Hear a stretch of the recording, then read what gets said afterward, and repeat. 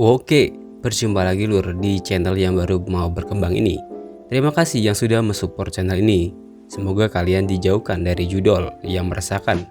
Dan jangan sampai kehabisan kuota wifi Lur. Kali ini film yang akan kita bahas berjudul 100 Yard atau 100 Yard. Film ini disutradarai oleh Chu Shaofeng dan Chu Junfeng. Film ini berlatar di sebuah kota yang bernama Tianjin atau Tianjin pada tahun 1920-an, yakni sekitar 10 tahun setelah dinasti Qing runtuh, di mana terdapat sebuah perebutan kekuasaan dari pewaris masing-masing perguruan bela diri, namun sudah dikendalikan oleh sebuah politik dengan kepentingan pribadi yang membuat banyaknya isu tentang bela diri yang tidak sehat sebagai ilmu leluhur dari zaman nenek moyang mereka Lur. Akibat dampak dari peperangan yang berkepanjangan dan semakin membawa banyak korban berjatuhan, akhirnya pun mereka para pemimpin membuat kesepakatan untuk mengakhiri semuanya dan membuat sebuah perdamaian baru. Film ini sebenarnya sudah banyak sih yang membahas, tapi berhubung karena film ini cukup menarik untuk penonton, jadi saya coba untuk ikut merangkumnya juga nih Lur. Barangkali ada yang belum tahu tentang film ini, lalu mau tahu ceritanya seperti apa? Hayu gasken ke alur filmnya Lur. Sugeng midhangetaken. Di awal cerita kita akan diperkenalkan dengan Ki Kuan, yakni murid dari perguruan Wing Chun. Ia adalah murid kesayangan gurunya dan selain itu kita juga akan diperkenalkan, yakni seorang Presiden Meng. Ia merupakan selaku pengurus organisasi persilatan. Lalu sebelumnya, Ki Kuan diminta oleh gurunya untuk bertarung dengan putranya, yakni bernama Shan An. Ia diminta gurunya untuk menunjukkan kemampuan sebelum nantinya diangkat oleh gurunya untuk meneruskan memimpin dunia persilatan Lur.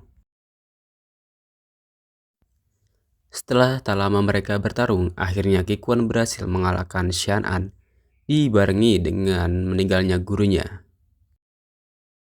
Dan akhirnya Ki Kuan resmi untuk menjadi penerus dari gurunya.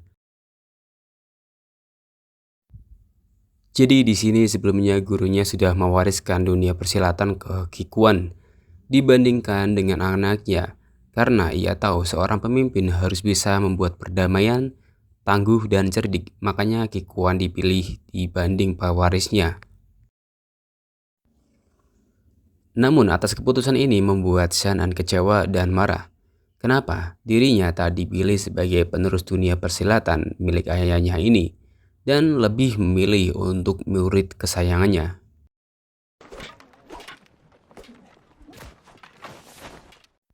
Jadi Shan An masih tak mau menerima atas pilihan ini.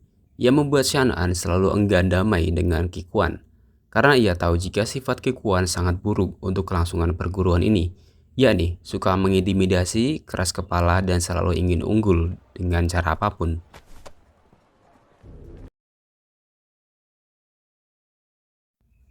Dan keesokan harinya Shan An diperingatkan oleh Presiden Meng atas keributan kemarin yang ia buat akibat emosi dengan Ki Kuan. Karena ia tahu setelah kepergian dari ayahnya, dunia persilatan harus tetap aman. Setelah itu, Shan An pulang ke rumah istrinya, yakni si Xian An, yaitu seorang putri bangsawan yang memiliki usaha bangkir, di mana terdapat preman utusan Ki Kuan yang diberi keamanat untuk mengamankan pasar tadi. Namun atas keributan kemarin ia dipaksa meminta maaf ke Shan An. Selanjutnya, atas kehendak ayahnya, Shan An dipilih untuk bekerja di bangkir milik ayah dari Shan An, yakni si istri Shan An. Enak betul bukan kerja tapi sudah dapat relasi dari orang tua? Tetapi di sini Shan An tak terima jika dirinya diolok-olok oleh direktur bangkir. Ya, karena diremehkan atas kemampuan bela diri yang dimiliki oleh Shan An. Akhirnya Shan An menerima tawaran dari direkturnya dan membalas ejekan itu, yang dimana seluruh pertarung yang dia hadapi tak ada apa-apanya dengan kemampuan bela diri milik Shan An.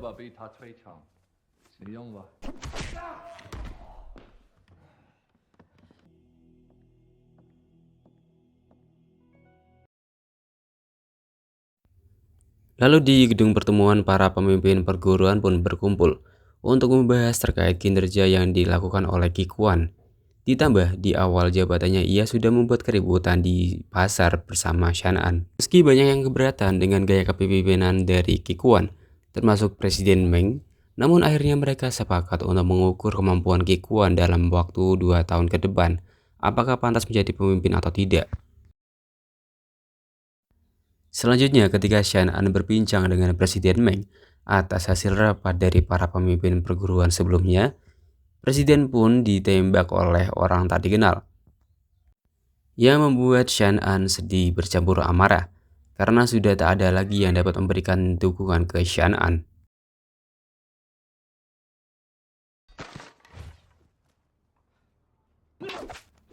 Dan akhirnya Shan'an pun meluapkan kekesalannya dengan mendatangi gedung Shen, yakni gedung pertemuan, dan memberitahukan kepada para pemimpin perguruan atas peristiwa penembakan Presiden Meng kemarin. Dan Shen pun membuat perjanjian untuk merebut kekuasaan menjadi pemimpin dunia persilatan dengan Ki Kuan, sekaligus ingin membuktikan siapa yang berhak memimpin antara dia atau Ki Kuan. Sebelum Shan'an pergi, ia pun berpamitan dengan istrinya dan menjelaskan bahwa pemilihan ini membuat Shan'an dirugikan karena merasa jika menjadi putra perguruan silat adalah jalan yang ia tekuni, meskipun ia tahu jika kemampuan yang ia miliki belum sebanding dengan Ki Kuan. Sebelum Shan'an pergi, ia pun menyematkan diri untuk datang ke acara pesta yang dibuat oleh ayahnya Shan'an, meskipun ia harus menyelinap agar tak diketahui oleh ayahnya Shan'an. Di akhir acara pesta, ia dihadang oleh preman pasar, yang dimana ia ingin menangkap Shan'an, namun malah dirinya sendiri yang dipermalukan oleh Shan'an. Scene pun berganti di mana kita bisa melihat guru pelatih bela diri bernama Gu Ying, yang diceritakan dia juga sebagai kekasih dari Ki Kuan. Gu Ying merupakan pelatih wushu, yakni bela diri yang hampir sama dengan Wing Chun, namun lebih ke gerakan yang bervariatif, bukan untuk bertarung lur.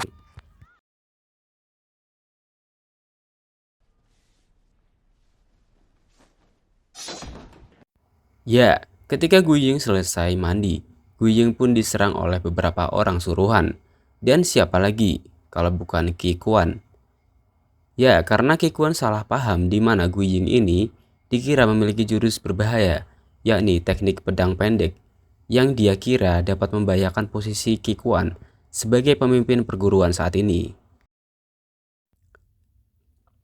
Jadi, niatnya Ki Kuan adalah ingin mengamankan Gu Ying agar ia tak memberikan teknik ini ke Shan'an, karena ia tahu Gu Ying juga dekat dengan keluarga dari Shan'an.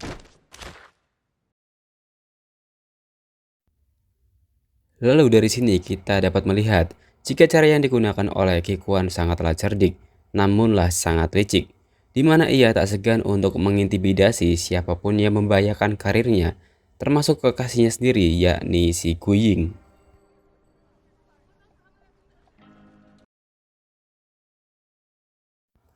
Dan tibalah di mana hari pertarungan antar kedudukan, yakni si Shan'an melawan Ki Kuan untuk memperebutkan kembali kedudukan sebagai pemimpin perguruan. Tetapi di sini ada yang dicurangi, di mana Ki Kuan dibekali untuk bertarung dengan teknik pedang pendek, padahal si Kuan tak bisa menggunakan teknik tersebut. Dan akhirnya Ki Kuan pun kalah secara teknik, dan dengan nafsunya, Shan'an pun hampir membunuh Ki Kuan, namun dilindungi oleh Gu Ying, yang membuat ia terluka dan akhirnya pertarungan pun dihentikan. Kemudian keputusan para pemimpin pun tetap saja menginginkan Ki Kuan untuk menjadi pemimpin perguruan. Namun karena perjanjian antara Ki Kuan dan Shan'an, akhirnya Ki Kuan pun memilih mundur. Dan akhirnya Shan'an diangkat menjadi pengganti Presiden Meng, sedangkan Ki Kuan memilih pergi dari perguruan.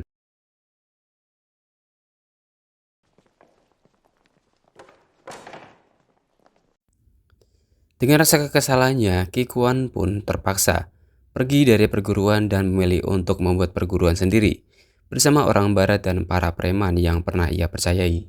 Namun dari sini, Xian An pun tak puas dengan pertarungan awal dan memilih melanjutkan meskipun ia sendirian yang menghadapi semua musuh-musuhnya.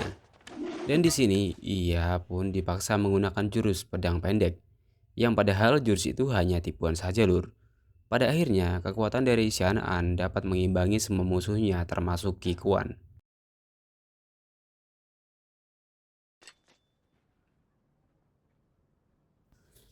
Lalu setelah pertarungan ini mulai melibatkan banyak orang dan membuat adanya korban di mana ada yang terbunuh akibat tembakan dari warga orang barat yang tak sengaja mengenai preman yang membuat datanya polisi. Dan akhirnya pertarungan pun berpindah lokasi.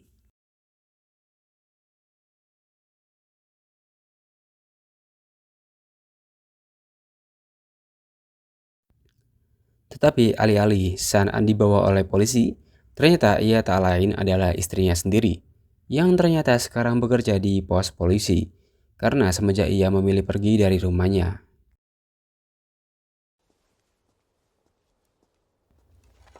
Namun sekarang karena ia punya tujuan untuk menghancurkan karir si Qi Kuan, Shan pun melancarkan semua jurus-jurusnya termasuk pedang pendek, yang sebelumnya tak pernah ada namun dibuat seperti seolah-olah itu jurus nyata untuk menghabisi semua para musuh-musuhnya.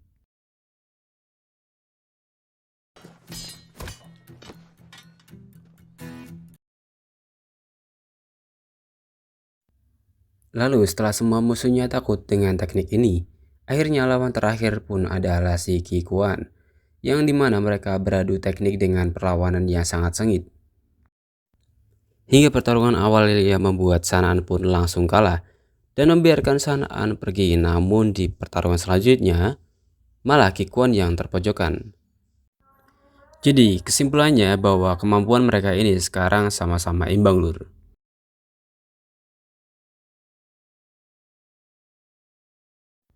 Lalu setelah mereka menyudahi pertarungannya, Shan pun menemui sang istri tercinta.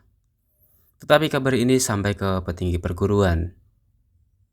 Ya, akhirnya membuat mereka berdua ditangkap untuk nantinya diadili karena telah melanggar aturan perdamaian.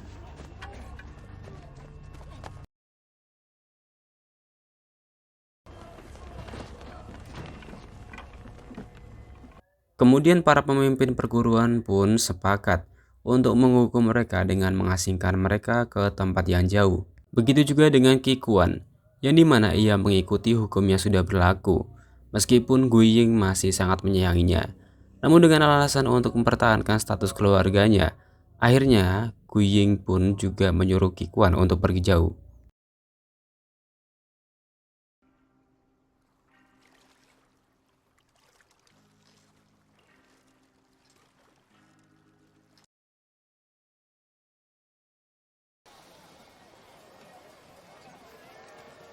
Setelah beberapa tahun berlalu, kini Shan pulang dengan sikap yang lebih tenang.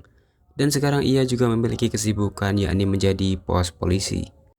Ya, sama seperti istrinya yakni Shan. Dan di tengah perjalanan ia disambut oleh Gu Ying yang kini udah bersatu sebagai pemimpin dunia perguruan yang baru. Tetapi ketika Shan ditawari oleh Gu Ying untuk ikut ke perguruan, ia pun menolak karena ia tahu perguruan bukanlah tempat yang cocok dengan dirinya sekarang. Dan terlebih ia memilih untuk hidup normal saja dengan istrinya, sedangkan Qi Kuan tak kembali lagi, membuat Gu Ying yang merasa kesepian. Ya, gimana lur untuk rangkuman film kali ini? Cukup dramatis bukan? Film 100 Yard mengajarkan kita bahwa perjuangan dan tekad jauh lebih penting daripada sekedar hasil akhir saja. Meskipun menghadapi berbagai rintangan, keberanian untuk terus melangkah dan tidak menyerah adalah kunci untuk meraih kemenangan yang sesungguhnya. Kadang jarak jauh 100 yard bisa mengajarkan kita arti sebuah keberanian, keteguhan, dan mimpi. Karena kemenangan sejati bukan hanya soal siapa yang tercepat, tetapi siapa yang berani melangkah meski dunia berkata tidak bisa.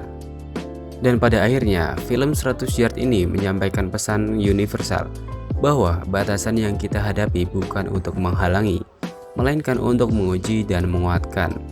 Kemenangan sejati datang dari keberanian untuk terus maju, meski lelah dan ragu. Dan percaya bahwa setiap perjalanan sekecil apapun sangatlah bernilai dan memiliki sebuah arti yang mendalam, lur. Dan untuk kalian janganlah merasa ragu untuk terus berusaha meski kondisi sekarang dalam tak menentu. Beri komentar kalian di kolom bawah ya lur ya, untuk kritik dan saran mengenai film ini atau cara penyampaian saya, lur. Jika kalian suka channel ini, kalian bisa bantu subscribe dan terima kasih yang sudah mensupport channel ini. Saya pamit undur diri, sugeng tindak lur.